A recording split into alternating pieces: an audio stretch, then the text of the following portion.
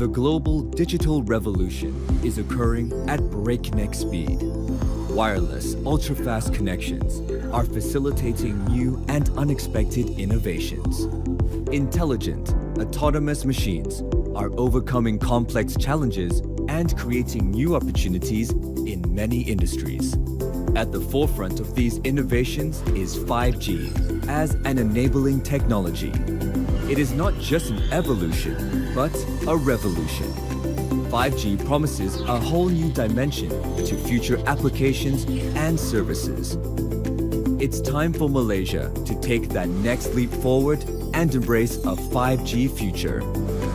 Introducing Digital Nasional Berhad, a technology company wholly owned by the Malaysian government. Digital Nasional Berhad is committed to bringing 5G coverage in the shortest time possible to all corners of the country, thus narrowing the urban-rural digital divide. Because shared progress is our path to becoming a regional powerhouse. Digital Nasional Berhad, in partnership with public and private stakeholders, will lay the groundwork for the realization of our collective technological North Star, the Malaysia Digital Economy Blueprint. Bringing the landmark blueprint to life will be an unprecedented undertaking, the first step of which is to supercharge our connections to each other and the wider world. Expect more from a 5G future. Digital Nasional Berhad, future connected.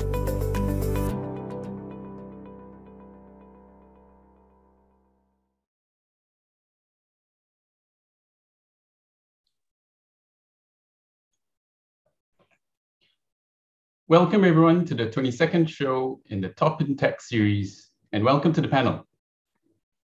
In the 90s, the second generation GSM mobile technology brought mobile to masses. And with it, interestingly, it also launched the smartphone. Many will not remember this, but the first smartphone, the iPhone, was actually built upon such a second generation network, which many considered too slow for any useful data solution. 3G and 4G paved the way for the proliferation of smartphones and the success of what we'd call now the mobile internet. Which brings us today to 5G. 5G today promises so much more. With 5G, there's a plethora of possibilities from smart cities to better healthcare monitoring solutions and smart, fully automated factories. These all seem like some fairy tale out of the future, but as it stands, 5G is here today in Malaysia. So the question put forward today is really, what's in it for early adopters here in Malaysia as a business with early adoption of 5G, and perhaps even as a consumer, what impacts we may see as a consumer from this early adoption? I hand it over to Karam here to explore that question with the panel. Karam? Very good. Thank you, Andre. Thank you very much.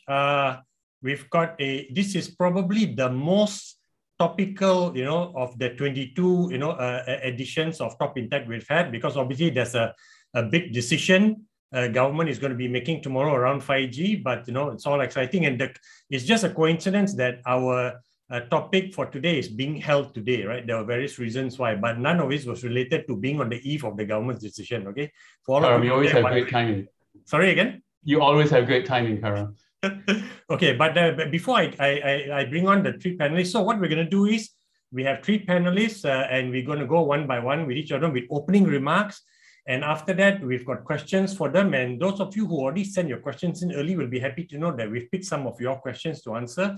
And you can please send in questions spontaneously also, and the panelists will be answering you. And if they don't get to answer you at the last, when we close the show and we are playing the videos again, the panelists will stay on to answer questions and engage with you. So please don't leave once we say, thank you very much, and we play the ending credits, which are the two videos. Okay, panelists will be engaging with you. And another thing is, we've actually got, I'm going to ask you two questions now for all of you. And we're going to run each of the poll for 10 seconds. So for the producer, can you just please run each poll now, one at a time? We're going to keep this for 10 seconds so you can have a look. And the intention is for all the three panelists to get a sense for who's actually watching the show today, because we had almost 400 RSVPs, and we know it's the hardcore of you, who are on the show today watching it with us. Some will catch it, of course, when we are putting it online for the when it's already been done and it's recorded, right? And you can watch it at your leisure. But this is for those who have made the time and given us the privilege of your time, right, for this next 1 hour. So you just want to know who it is. And let's get the second poll up now and just quickly answer. And also what we're going to do is that I'm going to start with Roni Shah from Cyberview, who's going to come on shortly once you get this question ready, right? And we'll get the poll results when they share them, either before Roni speaks or after he speaks, before Timur comes on. I'm not going to give you the profile of each of the three because I was showing before the show, right?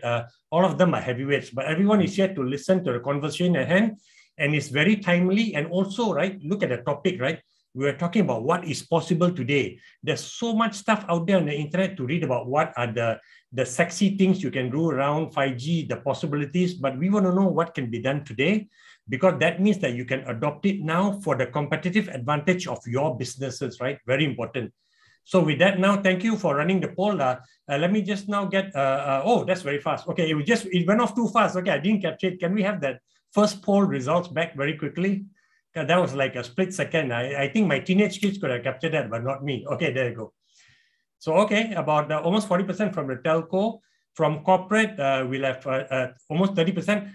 Business, okay, corporate and business owners, I expected more to be from there. Academics and others could be students or whatnot. Okay, can we have the poll results for the second poll now, if it's already ready? And then I'll bring on Roni. So I didn't know we get the results so far. Okay, your main interest. Okay, what is 5G? All right. Benefits, okay. Oh, when will 5G start bringing value? Okay, man. I think Prem and Roni are just itching to get off and answer that. Excellent. I'm glad. That is exactly why we're having this session, right? So let's get started now. Thank you very much, producer, for getting the poll results right away to us. We're going to now introduce Roni to kick off with opening 3 minutes for each of them, followed by Timur and then Prem. Then we're going to go into specific questions and take your questions also. Roni, the screen is yours, bro. Thank you. Thank you, Karam. Welcome. Okay. Hang on. Okay, great. So thank you, everyone. Welcome to the show. Good afternoon. Karam is so lively, it makes me a bit more nervous because I was okay before this. Anyway, my name is Roni Shah Mustapha. I'm from Cyberview. If you can go next. Right, so let me start by giving an overview of Cyberview, what we are. We are an MOF majority-owned company, and we've been mandated by the government to spearhead the development of Cyberjaya into a global technology hub. Now, we have around 600 over acres of land, undeveloped land under us, as well as we own and operate around 28 buildings. Now, in terms of our core roles, we provide investor relations, and these are for companies to come into Cyberjaya, as well as existing companies in Cyberjaya, where we help facilitate any issues that they may have. We provide industry development initiatives, as well as tech hub development and management. And lastly, we also provide Cyberjaya city management in facilitation, as well as supporting the local council, as well as authorities here in Cyberjaya. If you can go next. Right, so as part of our new mandate, we've released a master plan for Cyberjaya. And within that master plan, how we looked at this is we divided the city into 4 distinct zones, and each zone has its own characteristics, unique characteristics, but the synergy and it supports each other. So at North Cyberjaya is our global business district. We have still around 200 over acres of undeveloped land yet still in North Cyberjaya. We'll have 2 MRT stations coming into North Cyberjaya, and our development plan here will be more of a transit-oriented type of development infrastructure. Then we have downtown Cyberjaya. This is our existing thriving commerce district, where the concentration of businesses and commercial areas are here in Cyberjaya. Then we have West Cyberjaya. This is where the highest concentration of residential as well as education institutions are located. So this acts as a funnel for the talent supply for businesses in Cyberjaya. Lastly is South Cyberjaya. Maybe you can go next while I explain South Cyberjaya. Right, so in South Cyberjaya, this is where our major focus area would be in the next 20-25 years, because we have around 400 over acres of undeveloped land yet. Wow. So Within this master plan, our mandate is to focus on developing 3 technology key cluster areas for the country, namely being the smart mobility industry, the smart healthcare, as well as digital creative. So as part of our development of Cyberjaya into a global technology hub, we also look at development of the technology ecosystem. And key to that is our positioning of Cyberjaya as a living lab. Maybe we can go next. Right. So when we talk about 5G, we've already started to introduce the 5G network infrastructure here back in September 2019 via the 5G Open Lab. This was the first nation's first 5G Open Lab where we open up the infrastructure. It's a live platform collaborative testing center for industries as well as academicians to try and test out the 5G. So we've got quite a good response. I think I can explain more of this later on as we go into the Q&A session. Lassie, if we go next. Well done to DG though for coming in and being the first one. Yeah, exactly. So we partner with DG and DG brought in, if I'm not mistaken, ZTE for the infrastructure for that 5G Open Lab. So in Cyberjaya, what we're very excited with is as well with DNB's assistance and rollout. We are already connected with 5G since last year. So as you can see from the map, we're just under 50% connected in Cyberjaya with the target to be fully connected by June of 2022 of this year. Right, so I think I saw a poll on the screen. So if you guys can help fill up that phone, the poll it'll be great for us to understand as well. So thank you, Karam. That's it. No. Actually, by the way, this slide by Roni is very interesting. It's the first time I think they're sharing it public that their 5G coverage in Cyberjaya. So it's not just talk or it's not just exaggeration. You can see how many sites they have already and how many more they're going to have by June. So well done to Cyberjaya for aggressively seizing the opportunity for your companies, right? And for DNB also for working their ass off together with whoever their partners are, right? To get it done. Very important. Yeah.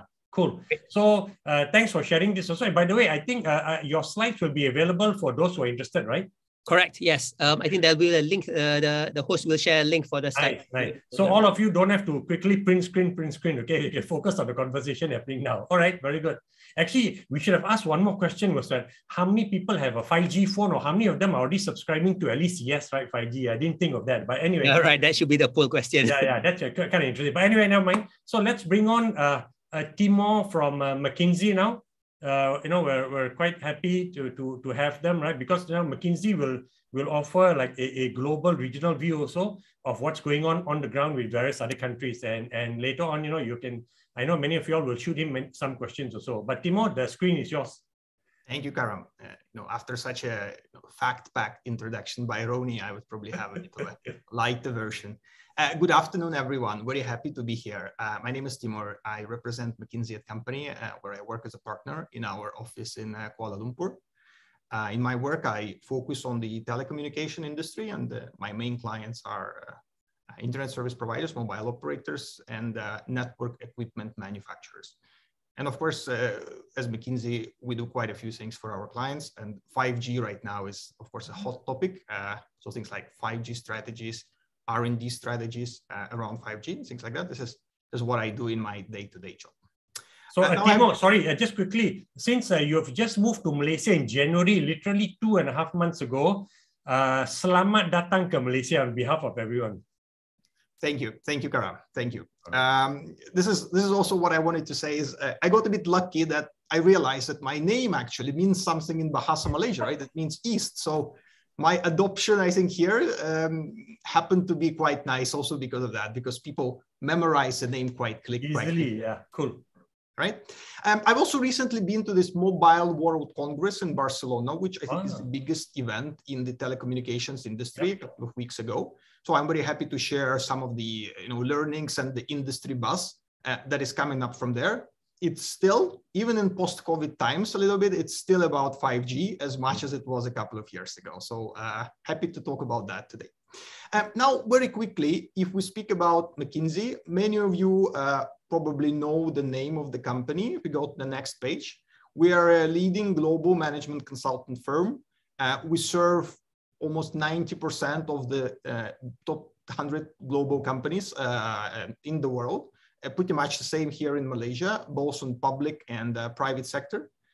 We employ around 17,000 people right now, and we are present in more than 60 countries. One of these countries, of course, is Malaysia, and we are proud of our Malaysian presence as well. If we go to the next page, the very first client engagement that we've done in Malaysia was actually in 1985. Wow. So we have quite an established track record at this point. And our office was opened in 1997. So we've been here in Malaysia for more than 2 decades, helping the country grow and growing together with the country, to the extent that we now employ more than 100 colleagues. And as I said, serving pretty much the biggest players, both on the public and private sectors. Okay.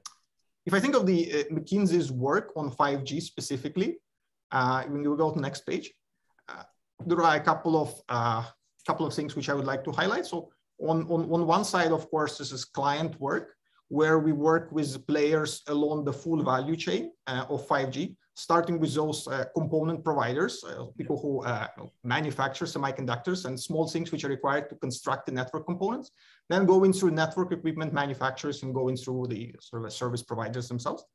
To give you an example, right now, I'm actually working with one of the network equipment manufacturers on their strategy for Open RAN.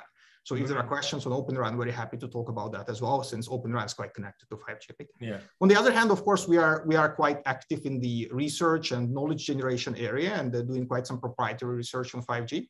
So very happy to also bring some data from that research today.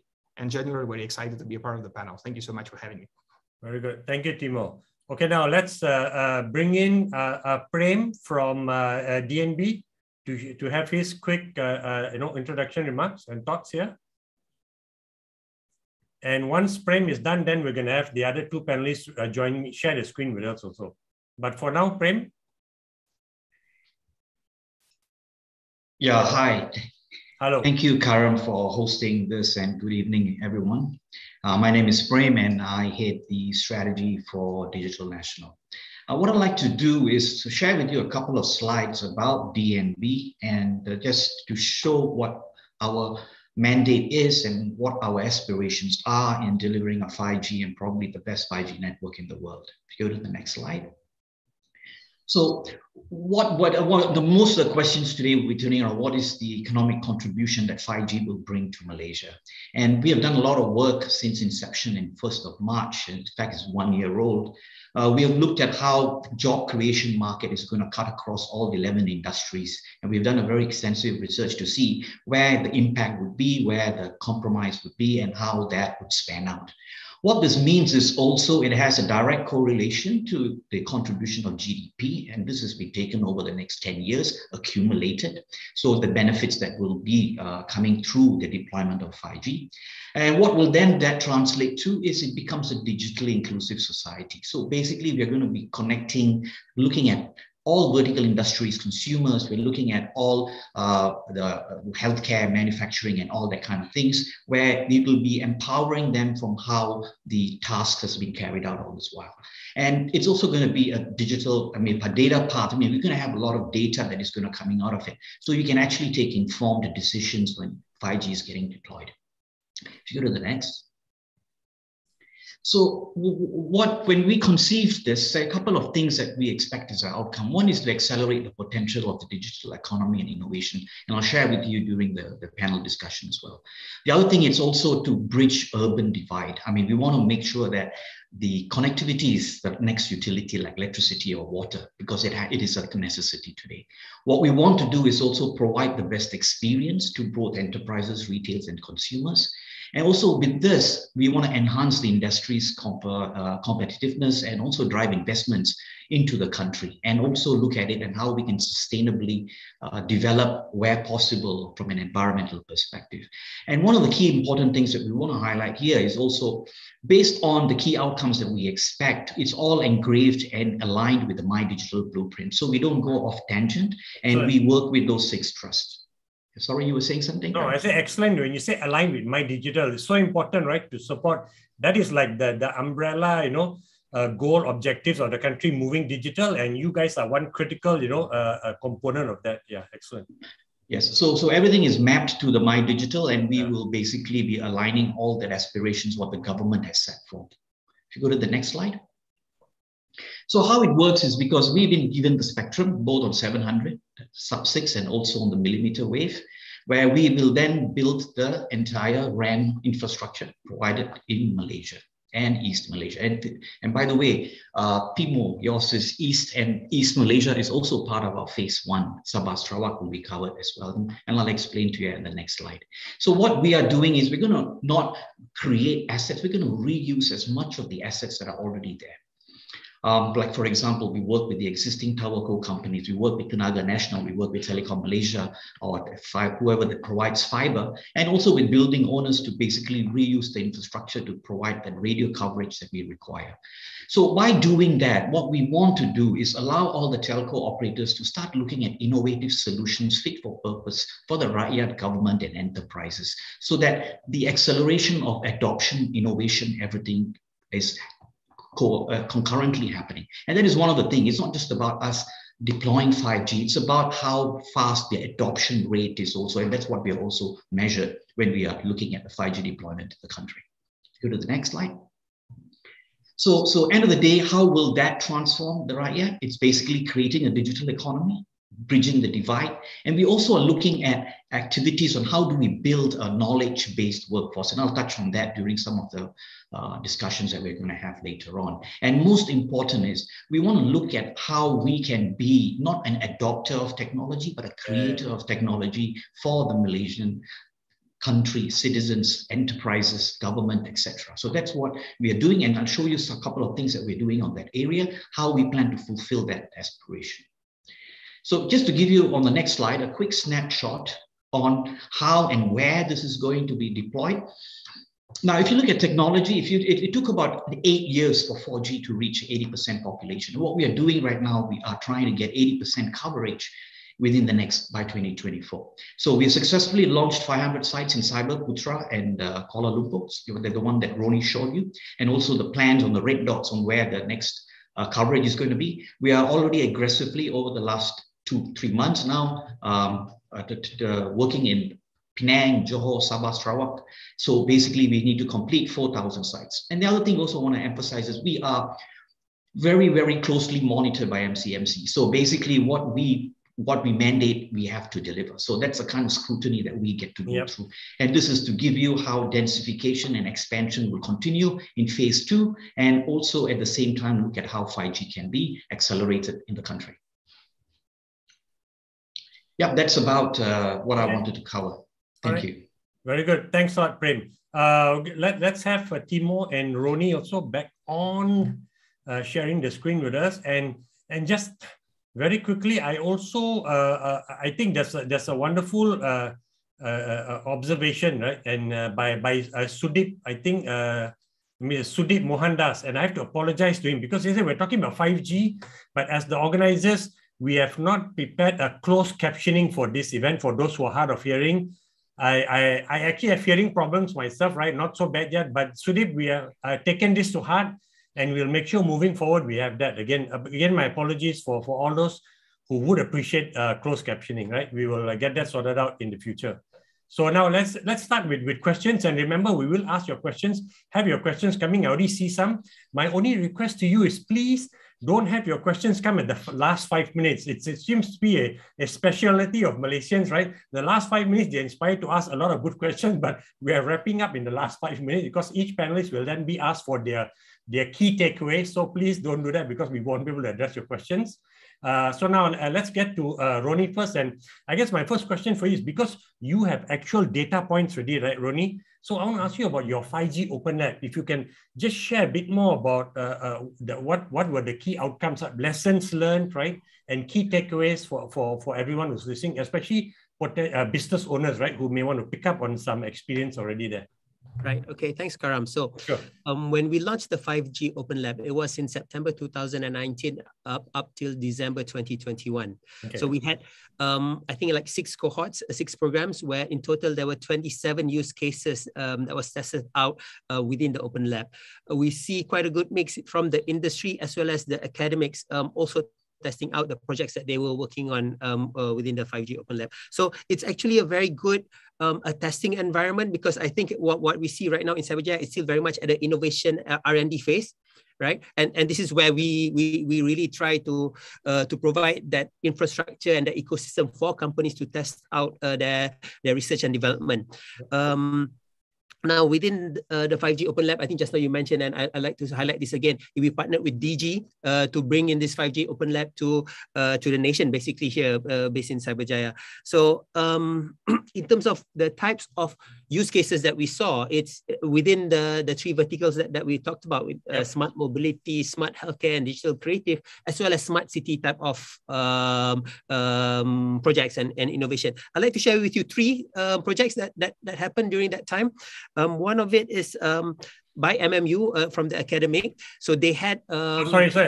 People may not know MMU. Okay, MMU is Multimedia University. Yeah, that's right. Multimedia University right here in Cyberjaya, where they tested out a smart parking system, streaming clear quality video data within the 5G environment for them to test out I would assume the AI facilities that utilizes the real stream data. So that's one that's especially from the academic that we're quite happy to see. Then what we have, another one is from an SME here in Malaysia as well, is an IoT flood monitoring system. And this was even before the flood that happened this year, right? So this was back in 2019, early 2021. So they already tested out, they wanted to test out an IoT flood monitoring system, again, utilizing 5G for the the big bandwidth transfer of data, as well as the high quality of video that they wanted to do. Right. Lastly, what is also quite interesting is actually by a listed company, UCRES Berhad, and they tested out a smart ambulance system. So within the 5G environment, it's like a mock remote healthcare system checkup within the ambulance facilities to test out the 5G connectivity for the delivery of smart healthcare. Right. So those were three examples that we're quite excited to see. So we're also quite excited to see what will happen after that from the testing. But what we see right now from the 5G Open Lab, we already have 5G network here in Cyberjaya. So more companies, actually companies based in Cyberjaya, can already test out the 5G network if they're doing their research and development here. Okay, very good. Thanks, Todd. Let's move on to Timur now. I've got a question, and this a lot of people have asked actually, right? And this is it may sound like a basic question, but how late are we, right, in terms of deployment of 5G? So it sounds like a leading question, because when you say how late, right, I'm not asking where are we in terms of national countries rolling out, but the question is how late are we, and then versus the rest of the world. So could you share your perspective, please? Yeah, I think the question indeed is a bit of a leading question, but let me try to answer it in a more positive way than the question is formulated, right? I think there can be a couple of views on what late actually means, right? On one side, you can look at some basic data and say, well, maybe let's look at how many 5G or new radio base stations do we have, or how many cities run 5G right now in Malaysia, and compare it with some other countries, right? And I mean, of course, if we compare with China, or we compare with South Korea, or even we compare with the US, or even with our neighbors here in Thailand, right? You will find out that based on these basic indicators, we are a little bit behind here in Malaysia, right? On pretty much all of them. But I think that the right way of looking at this is probably a little bit different, because by the end of the day, we're not doing 5G for the sake of doing 5G. We are doing 5G to capture real economic, and I would even say societal benefits, right? And this is where I think we need to compare where we are against the other countries which have deployed 5G. And maybe just to provoke a little bit the thinking here, and also I'm quite curious to get reaction from Roni and Prem, to give you a couple of examples, right? So South Korea is globally recognized as one of the top countries in 5G. I think they achieved 90% coverage on new radio. They've migrated to standalone deployment for quite a while. So I don't think anyone would argue that South Korea is one of the leading countries in the world doing that, right? Now, if you look closer what happened in South Korea, it doesn't feel like consumers in particularly are super happy about it, right? If you look deeper, people struggle to understand why they are paying more money for 5G right now to the telco providers. They see increases in speed, but they don't think that these increases are worth the money. And I even remember, I think last year, there was a collective lawsuit in South Korea from some of the disappointed consumers who really didn't understand why they had to pay the money, right?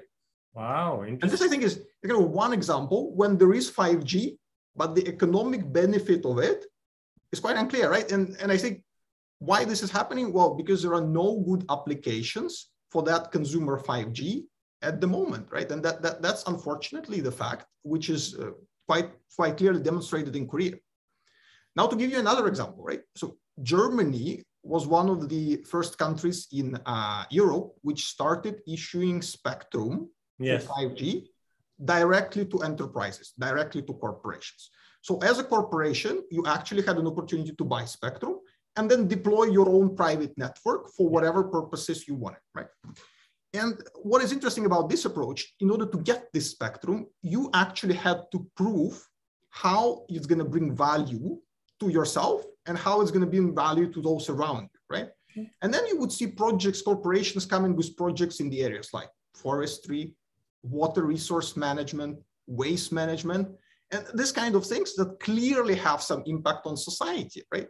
And I think there's around 200 companies now that have applied for that spectrum and received it. Oh, really? Yeah. Wow, that's a lot. I would argue, honestly, Karam, that this is an approach which is probably a little bit more value-driven than the one in Korea, right? And even though Germany is not considered to be a 5G leader, I think you look at the societal impact of that and the real economic benefits, we might actually see even a little bit of an advantage there, right? So all in all, I would say we might be behind formally on some of the formal things. What we need to do, we need to look at the others and we need to learn what are sort of the do's and don'ts, and then use that to accelerate what we're doing here in Malaysia. Yeah, true, very true. I mean, the Korean example is amazing, man. For consumers to sue, right? So I'm sure Prem is squirming away now. Oh no, we're gonna the consumers are going to sue us. No, they're not going to sue you, right? They're going to sue the people who are buying from you wholesale. But those are interesting points. And like you said, we can learn. So although we seem to be quite behind, I remember Gobin in 2019 when he was the minister said, we must lead. And I said, wow, setting a very high bar. But anyway, with that, we'll move on. Prem, I've obviously got a question for you. Yeah. And interesting enough, two of the questions, one from Jasbinder, right, which is around the German example. He's asking about how Sarawak Metro, right, can implement private 5G, but I'm sure you're going to cover this in your question. But my question to you is maybe a bit broad, but, look, what value, right, are you guys, right, can you offer from a societal, from an economic, from a national standpoint or so? The screen is yours. Okay, thanks, Karam. I'd like to also touch upon some of the questions, some of the comments from Roni and Timur. Sure. One of the things that Roni mentioned is, if you look at it in 2018, I think MCMC received about close to 9,900 use cases. And one of the things that was being done, like what Roni mentioned, there were 27 use cases actually tested. What we want to do is move away now from these tested into a commercial deployment. We want people to start enjoying the capability of 5G as quick as possible. And to touch on the question from Timur, if you look at it from the ASEAN perspective, we are the last in the ASEAN region to launch 5G. And that is why it is more imperative for us to accelerate the 5G adoption growth, because we cannot wait for another 8 years to get 80% coverage of population. Right. And if you look at the German example, yes, the highest contributor for Germany from their GDP perspective is the manufacturing, and every manufacturing industry today is now adopting 5G and gaining a lot of benefits from it, where they are using a lot of automation into their current processes. Now, if you look at it from a couple of things that we are looking at it, like what I said is, end of the day, we don't engage with the retail. Our customers are the MNOs, right? And we are also mandated to provide the quality of service at the cell throughput edge of 100 Mbps. We have a lot of these criteria that are carved on stone in which we are obliged to be delivering to the MNOs. So when it comes to that, we are elevating the expected experience of both consumers, enterprises, and society. So all this will come into play. And the other thing is also, we are just not measured on launching 7,000 sites. We are going to be measured on how many enterprises are developing 5G applications. And a couple of things that we're doing in this space is quite interesting. Like I said, we want to be a creator of technology rather than an adopter. What we are also establishing is making sure that we have it was work in progress, where we're establishing an innovation hub, innovation center, where we will work very closely with agencies like Cyberview, Meranti, Cradle, MDAC, etc., and also open this up to academia. Now, if you look at some of the recent things that we did, we tied up with UTM together with Ericsson, and now what they have about 700 students already registered in year 3, year 4, and it's been mandated that they actually have to sit for that exam where we will teach them about AI, IoT, and machine learning. What we also plan to do is extend this across to all the universities in Malaysia. So it's not just about doing a 5G deployment. We're looking at the entire ecosystem of transforming the next generation that is coming up, which is basically going to be very tech savvy. We're going to look at where the gaps are. And we're going to have a facility within our premise in TRX where they can actually come, test, curate their applications and solutions, and make sure that it works on a 5G network, so then they can then make a fit-for-purpose solutions for the country. Okay, it sounds like your own version of the 5G open lab that Cyberview has, right? Okay.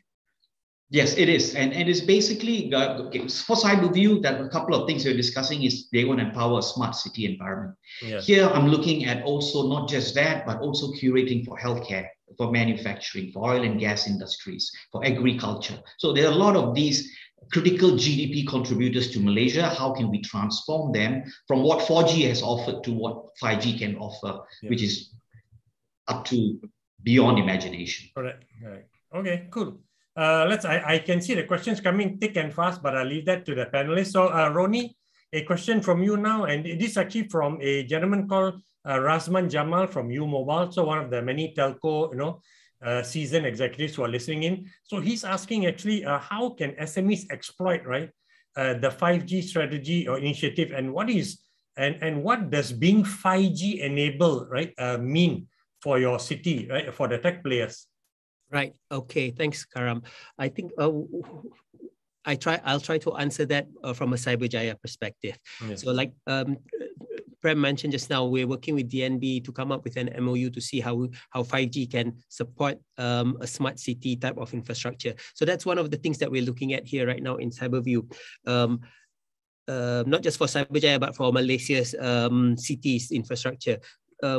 With the rapid urbanization happening everywhere in the world, right? There's a lot of issues relating to that in terms of pollution, in terms of transportation, as well as safety. So when we look at Cyberjaya, especially for the community as well, what we'd like to see, because our city is already connected and we have a good technology ecosystem, we'd like to see the SMEs or even companies out there come up and propose and come and talk to us how they can utilize 5G for solutions, for smart city solutions, for safety solutions that could benefit the community. And from Cyberjaya as a test bed, you can then venture out from a commercial angle to the rest of the country or even the region or the world.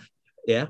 So I think what we're doing right now is we like to seek out innovators in this space to not only to boost their business, but also to support the community here.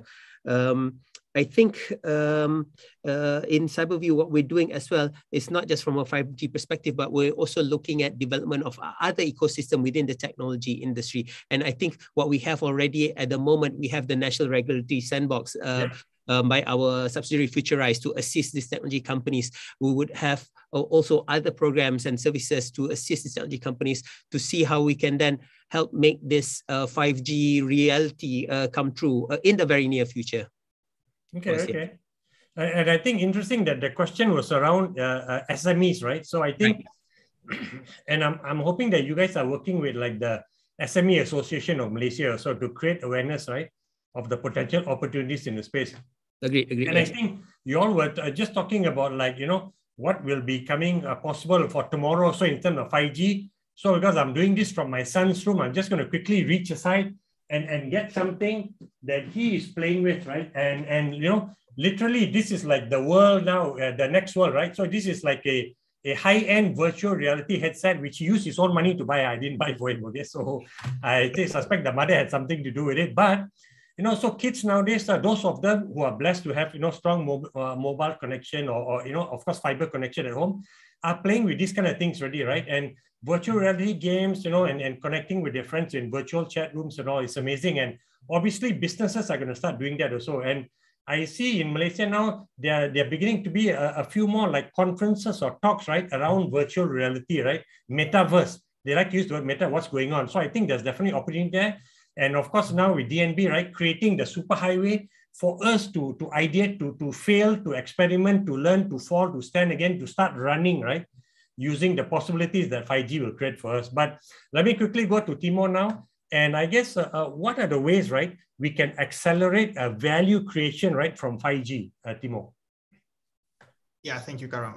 I think this is also a question that gets asked in many different forums. It's not the first time that I hear that question. Yeah. I think this was also the question that was asked in Barcelona many times. Okay. And the reason for that, I think, is also because the telcos are still facing that 500 billion USD bill, which is roughly the amount of money that is required for 5G investments until 2025 globally. Wow.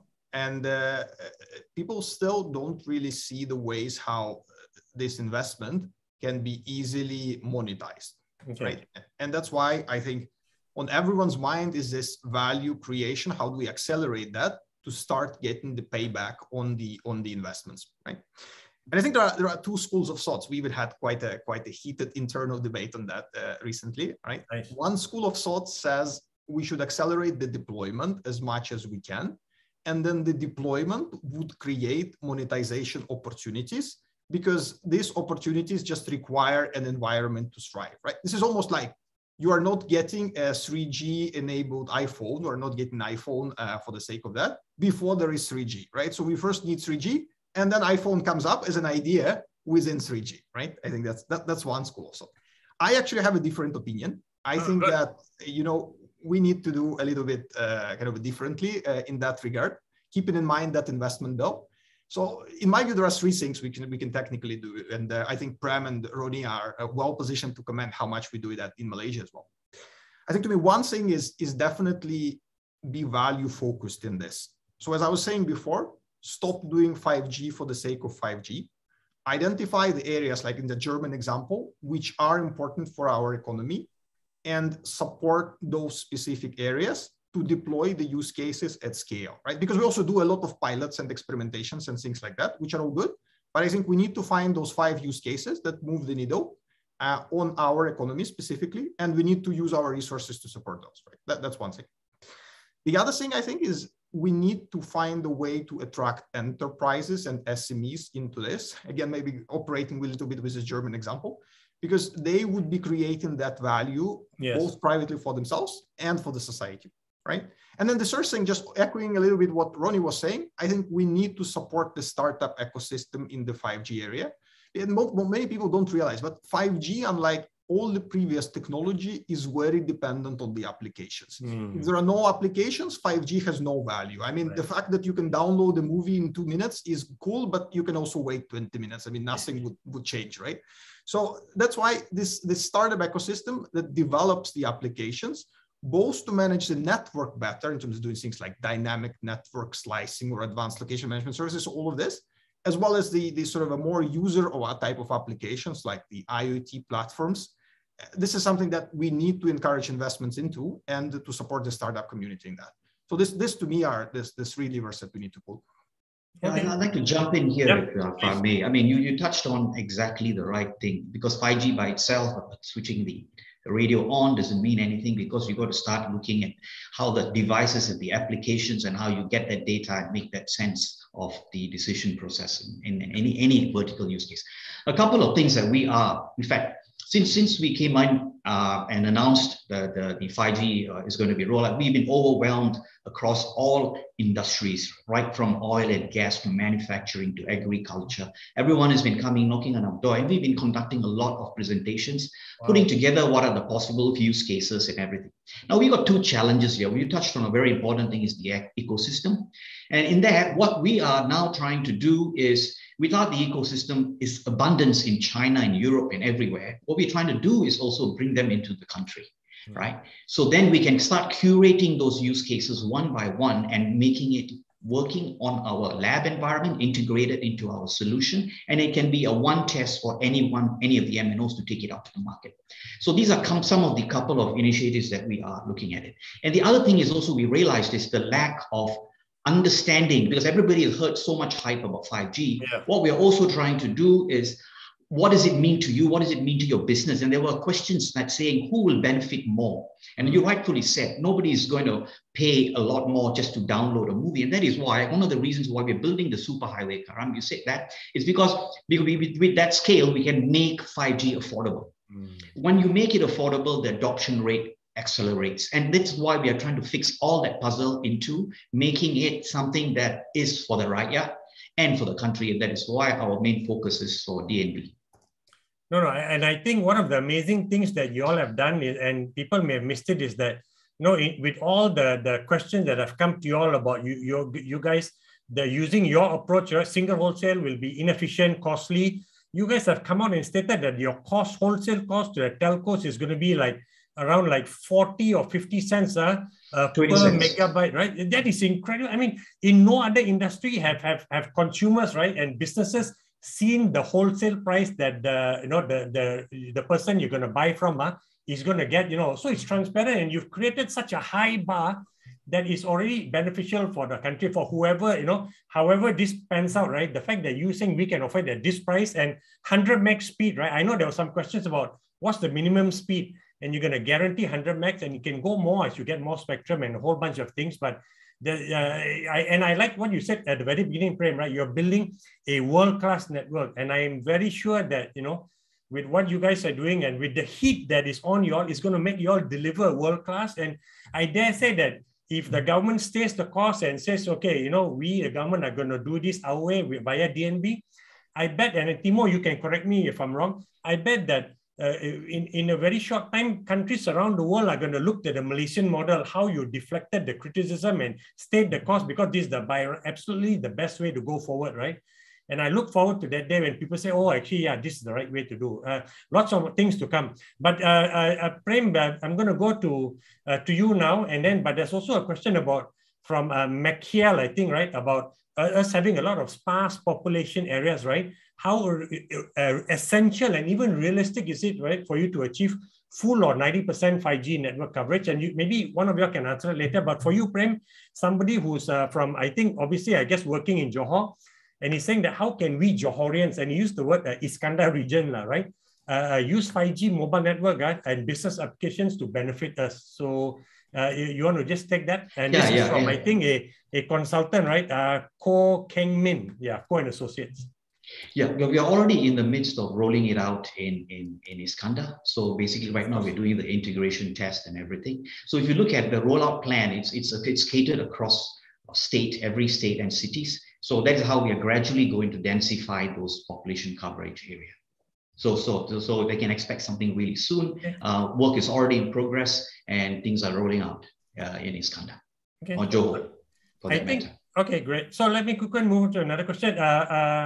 For you, Roni, if you haven't picked a question you like from the audience, there was one about how can, I guess, smaller SMEs, right, benefit from 5G? And, you tend to think that your MNCs, your large local companies, then the bigger companies, right? Can smaller SMEs and even micro SMEs, can my favorite nasi lemak person or chichong kwan fella, right, chapati stall fella, can they benefit from 5G? Or this is really, at this early stage, is going to be businesses of a certain level? Right. And I guess all three of you can take it if you want to, or you can pick your own question. But Roni, this is specifically for you. Okay, so from my side, I think when we look at this, the use case, like Prem rightfully mentioned just now, is not really prevalent at the moment. Okay. I think from a user perspective, even us in Cyberjaya and Cyberview, we are seeking for use cases or applications for the community and the businesses to use. So I can't really answer that directly in terms of what exactly can benefit them. But what I like to say is the potential for this is great. It's phenomenal. If you just take, for example, I think just now Timur was mentioning about download speed. You can download in 2 seconds versus 20 minutes what's the difference, right? If we look at 2G, when 2G was launched, everyone was watching video and videotapes. Now everyone is streaming. So we don't know what's going to happen with 5G, the innovation that it will offer, the platform, the technology that it will offer. Companies that innovate into this would provide use cases. So it could benefit the nasi lemak vendor or even the small SMEs. So I think that's also something very key and crucial to us when we look at here in Cyberview. For Cyberjaya, we would like to invite these innovators, these technology companies to test out your projects, your solution, your services. We have the technology ecosystem. Now with DNB's help, we have the 5G infrastructure. So do come to us. Let's see how we can make this happen for Malaysia as well as for the world. Okay, cool. I just want to add something on that. What we see is over the last 8 months where we've been getting a lot of traction from organizations. And what we've seen is mainly the large enterprises that have been the first movers. They're coming in to basically do it because the technology is there. The ecosystem and the use cases have been built, proven. Now, just to give you an example for an oil refinery or an offshore platform, their ambition is basically to have an unmanned platform. They want to do everything remotely, right from drone or augmented reality. You have machine vision, IoT sensors. So you'll see a combination of both 4G and 5G in it, where 5G complements. And the reason why 5G is so prevalent is the fact that it does provide you the upload that what 4G didn't. And that's where the whole use case and the creation of new ideas would come up and the applications that are being developed around it. Wow, that's cool. That's exciting, man, to have a platform being, totally run remotely. I'm glad that companies are coming to you with these kind of crazy ideas, right? And technology will make it not crazy a few short years from now. That's great. All of you out there, you got to push the boundaries. I think there's an interesting question from Anonymous that came in at 4:30, and I want to address this to Timur because it gels a bit with, you said, Germany, what they've done. And actually, it's quite an interesting question. He said, he's asking, are there specific incentives or programs for certain industries that have been identified which will be prioritized because of could have the highest impact on the Malaysian economy? Quite an interesting question. That means that probably whether government should identify, right, that this, maybe we think healthcare, maybe we think media, journalists like Karamjit are struggling. Okay, let's create something specific for them. I don't know, or healthcare, right, or smart mobility or whatever it is, or F&B. Do you think there should be some specific incentives programs to help accelerate certain key industries that the government thinks can have a bigger multiplier impact on the economy? Then, Timur, for you, and then, of course, I think Prem, you also would like to jump in here.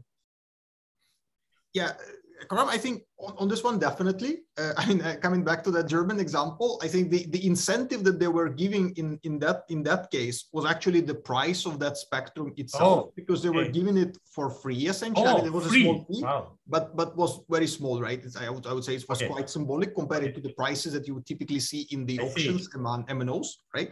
So, and some of the other European countries are now following the same model. I think there are like 8 countries in Europe who are now issuing the private spectrum to enterprises this way. So it's a bit hard for me to comment on Malaysia because I don't know the sort of institutional system that we have in place. I'm sure you would know better. But definitely, I think if we are in position to provide incentives to specific areas which are strategically important and where we see success on 5G in other countries, I don't think there is any reason why not to do it, right? And that was, by the way, also, Karam, one of the questions to Roni, because he was mentioning, the infrastructure is open, please come. So I was wondering, do we understand the reasons why people don't come, or maybe do we understand the reason why people do come? And that's a little bit of like, maybe we should look at those who come and try to also use that as a sort of incentive for to attract the others, right? Yeah, very true. I think from the questions, you can already see some are thinking that it's only for bigger companies, right? So they're intimidated also. So I don't know. But Prem, do you want to take this question also about this idea of targeted, incentives or programs? That obviously makes sense, right? And then it creates nice, low-hanging fruit or winning stories for you also. Yeah, I think that is also crucial to provide incentives for the adoption. But also, what is the same thing that's happening when it comes to private networks? We are also building bespoke private networks. Now, if you look at how the nationwide rollout is, there are areas where we're doing it supply-led. Now, for example, if there are certain requirements that are not falling within the phase 1, and if there is a demand for it, we will build that network for that. And that's how we work very closely with the MNOs. And there's been a lot of discussions around a lot where in places like Kerteh, places like Kulim and all that places where they're looking at industrial area and they're hungry to say, hey, I've already done enough proof of concepts. I want to start commercializing mine. Can you please build it for me? I cannot wait till next year. So we take a different approach and then we work hand in hand with the respective MNOs and address those requirements. So those are the kind of extra mile incentives that we are actually providing to basically making sure that no one is deprived when they are hungry for a service that is crucial for, especially in an enterprise industry. Okay. Timur, you were mentioning that you were in Barcelona recently. That's like literally 2 weeks ago, and you had a lot of questions, right? And of course, when you say you're from Malaysia, then, oh man, I've read so much about Malaysia. So what were the key things that people were curious about, in regards to, 5G scenario, that's happening in Malaysia? Well, I think, Karam, this is, you would probably imagine, right? So everyone is asking whether it's going to work, of course, because I mean, we all read the news. I don't want to, go exactly into the details of what's going on. We'll see what happens tomorrow. But I think that on one side, there is hope because, there's quite a few examples when network sharing has helped accelerate the 5G adoption. In particular, we probably all know that in China, the sort of was the biggest shared 5G network in the world right now between the two operators. They have deployed rather quickly. So on one side, there is hope that this is a model that can actually be applied in other places. On the other side, there is also skepticism in terms of, we are not yet perceived as a success in this. And, Prem and Roni might argue with that, but people are a little bit cautious, right? They read the news that the operators are not fully happy. So but where you are fully right is that everyone is watching and everyone is curious about what's going to happen there. And because indeed, if you look globally, that's probably the sort of, or not probably, that's kind of a unique case. I think Poland is now has issued a bit of a similar plan on at least 700, right? To do a wholesale network, which is a little bit smaller in scale, but still kind of a bit of inspired by Malaysia. But that I think is a little bit, there is a curiosity, there is skepticism, but definitely everyone is waiting for this to succeed. So I think we cannot fail on this. That's for sure. Nice. I like that, man. Cannot fail on this, Prem. Okay, man. Put a bit more pressure on you guys, right? Cannot fail on this. Yeah, very good. Okay, cool. I'm going to do closing remarks soon when we have key takeaways, right? And also, all of you remember when the closing videos are playing, the panelists will stay on to quickly answer some questions or send you links or whatever you need, right? But I guess, and I don't think you can answer it, but there's some questions that are asking you, Prem, like, why can't DNB get the other operators, right, to offer services just like, so that's like a long story there. So you got to follow the media and all, and obviously they will be coming on board once a decision is a final decision is made tomorrow. Of course, the cynics will say that there's an election coming up. There'll be another final decision after this final decision. It's not for us to talk about all those levels there. But what you can be sure is that we've already done a pretty darn good job in getting the network out. And lots of possibilities. And I think there were some SME questions. I think what Timur mentioned was interesting. I think, Roni, because you guys are the most granular on the ground, right? You've got a specific region. It would be great to see you all creating one for like a specific 5G lab or whatever, right? For smaller SMEs, right? SMEs like with 20 staff or below, right? Or 50 staff or below, what they can do with you. Because I think everybody's trying to get an edge in their business. And definitely 5G is a platform that can allow you to have an edge for your business, right? If you utilize this platform, because on its own, it means nothing. Like Timur said, Prem knows, right? The applications are important. So let's see if we can, jointly work together, collaborate and create that. And Prem, I really like this innovation lab, right? You're talking about that you all are going to create partnering with universities already. So to open up so many more possibilities for people. So all of you out there, you definitely got to reach out to DNB, to the likes of Cyberview also. And I know you can't afford McKinsey yet, but they got a lot of reports out there which are free, right? Which are on their website, McKinsey Quarterly. Incredible good content sharing goes on in video form also. Go and check that out. It's quite cool. But let me do now just your closing key takeaways. And let me start with you, Roni, if you can. Okay, yes. For the audience. Yeah. Sure. Karam, I'd like to echo what you said. So if there are any companies out there that the 20 or lesser employee companies that are interested into this, come talk to us. We're very happy to see how we can assist these companies to take advantage of this 5G network. So my key takeaway is we're ready. Cyberjaya is ready. We have the technology ecosystem. Now we have the network. talk to us. My contact details, I think, will be in my deck, so you can download my deck. Let's see how we can really create a future for Malaysia. Yeah, world-class future. Yeah. Okay. Timur? I think for me, the main takeaway I see clearly, being a bit of a new person in Malaysia, that there is huge interest in the subject, and it's basically based on the number of questions. It's not only the questions from telecom professionals, but also from people who are business owners, people who have SME type of companies, which I think is excellent. So right now, what we need to do is actually connect that interest, I think, to the opportunities that we already have, provided by DNB, provided by Cyberview, so that we can start a little bit to connect the supply and demand. And I think that should be the focus for all of us in the next couple of years. Okay, cool. Thank you.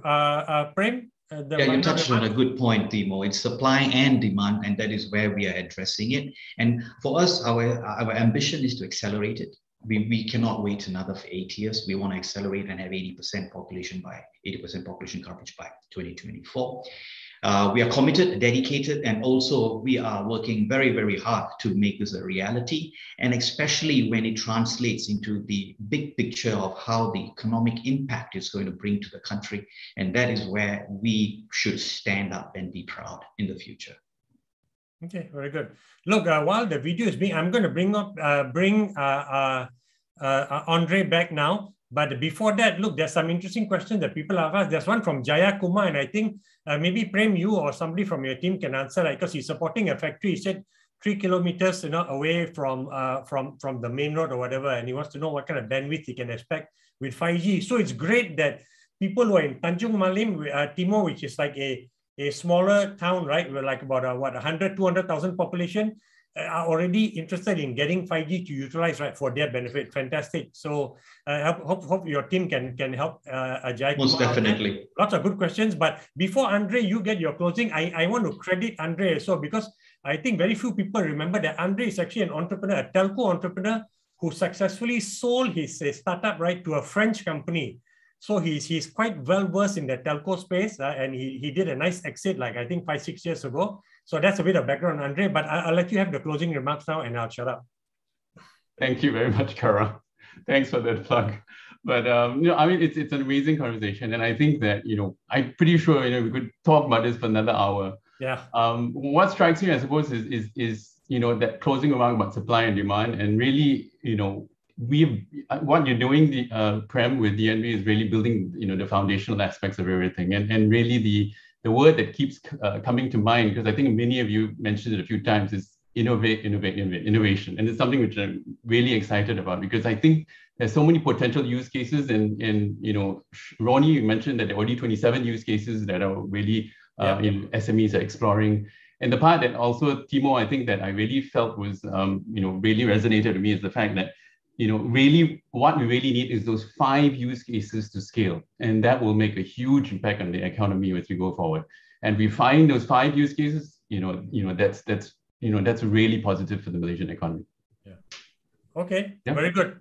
Thank you for your closing remarks there. With this, we're going to end the show.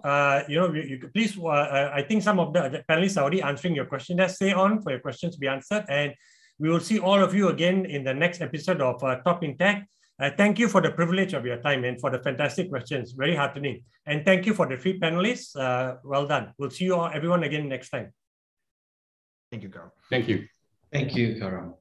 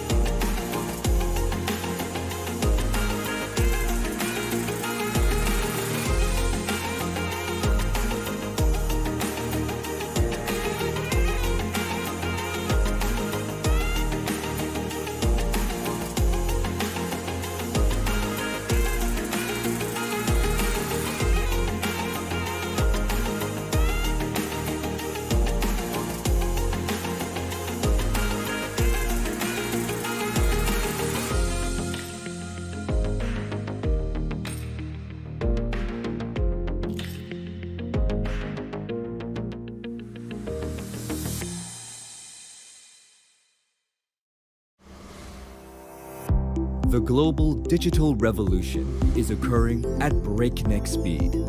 Wireless, ultra-fast connections are facilitating new and unexpected innovations. Intelligent, autonomous machines are overcoming complex challenges and creating new opportunities in many industries.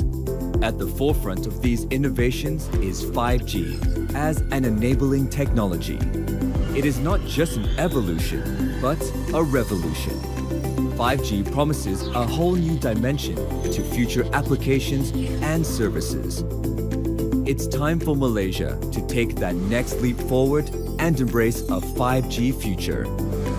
Introducing Digital Nasional Berhad, a technology company wholly owned by the Malaysian government. Digital Nasional Berhad is committed to bringing 5G coverage in the shortest time possible to all corners of the country, thus narrowing the urban-rural digital divide. Because shared progress is our path to becoming a regional powerhouse. Digital Nasional Berhad, in partnership with public and private stakeholders, will lay the groundwork for the realization of our collective technological North Star, the Malaysia Digital Economy Blueprint. Bringing the landmark blueprint to life will be an unprecedented undertaking, the first step of which is to supercharge our connections to each other and the wider world. Expect more from a 5G future. Digital Nasional Berhad, future connected.